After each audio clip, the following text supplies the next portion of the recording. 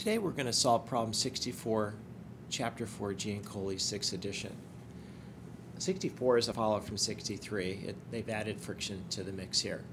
Now, it's stated in the problem that M2 is going to descend, causing M1 to go up the plane. So I'm going to take up and to the left as being negative, down and to the right being positive. But if I'm consistent in assigning all the forces acting on the system masses, I should be okay. So in doing so, let's assign the forces beginning with M2. I'm going to show a force of gravity acting down. I'm going to show a tension acting up. Whoops, sorry about that. Let's back that out. Here's a force acting up and another tension acting up and to the left. And then we have the component of gravity parallel to the plane, and we have the I guess you want to call it the component of friction between M1 and the surface. Now, so beginning again, I've signed all the vectors, but I wasn't able to simultaneously draw the quantities that these vectors represent. But let's say, starting with this one, we have M2G. Let's call this T2. Let's call this T1. And here's the reaction, I guess I call it the reaction force due to gravity. That's a holdover from my college days. A little foreign to some, but familiar to me, but so be it. And the reaction force due to gravity, this is the component of gravity oriented along the line of action, and this is equal to mg, more specifically m1g sine theta. Now, the friction force, which acts opposite the motion of m1, and because I'm assuming the problem is stated that m1 goes up while m2 descends, and this is the force of friction on 1, and that is mu sub k m1g cosine theta owing to mu mg, or excuse me, owing to mu fn, where fn is m1g cosine theta. So here are all the forces acting along the line of action, and I use this sort of funny term or funny phrase, add up all the forces acting along the line of action. So imagine you're taking a hike along the line of action, and you're going to go up through M2, around the pulley, and down the inclined plane.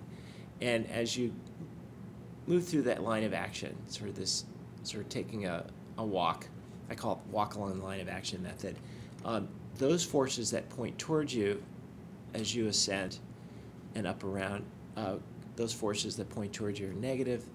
Those forces that point away from you are positive. So that will be our convention when we add up the forces. Now I'm assuming, as the problem stated, that the sum of the forces equals ma, and because the system is accelerating. So let's begin to add our forces. So the first force we come to, which is pointing toward us, we're going to list as a negative force. So minus m2g, because it points toward us.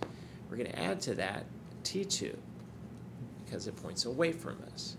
Up and over the pulley and down the other side, down the plane, down to the right, we encounter T1, we'll list that as a negative tension, and then we add to that the reaction force due to gravity, and then we add the friction force. And all these forces together add up to the mass of the system, so we're going to include m1 plus m2, because they're tied by string. So they monolithically, I guess, move together. So we're going to list them as such, times the acceleration of the system. Now, this might be a little radical here, overdoing it to list T1 and T2, but when I teach my students at a later time, when we have a pulley that has rotational inertia associated with it, T1 does not equal T2. And getting them into the habit of listing those vectors now will serve them well when we get into systems of masses, and not only masses that move along a straight line, but a pulley that's involved that has rotational inertia. So be it. Now, solving for A, we get based on this expression, I like to put the positive first, followed by the negative. and I'm going to put these quantities in. We have mu sub k. I'll call it mu sub k1 because it relates to mass 1. m1 g cosine theta plus m1 g sine theta minus m2 g, and we divide that all by the mass of the system, m1 plus m2. Now I'm not going to go through the process of plugging in all the numbers, but just for your knowledge, mu sub k1 is 0.15. M1 equals M2, which is equal to 2.7 kilograms.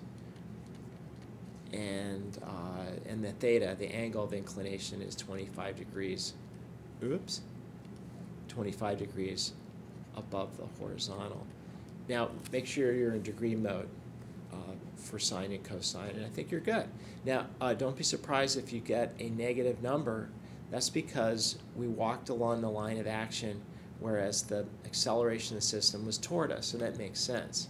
But by and large, you should get the magnitude of the acceleration of the system. Now, a follow-up to this problem, part B, which I'm not going to get into now because I don't want to make this video too long, lose your attention.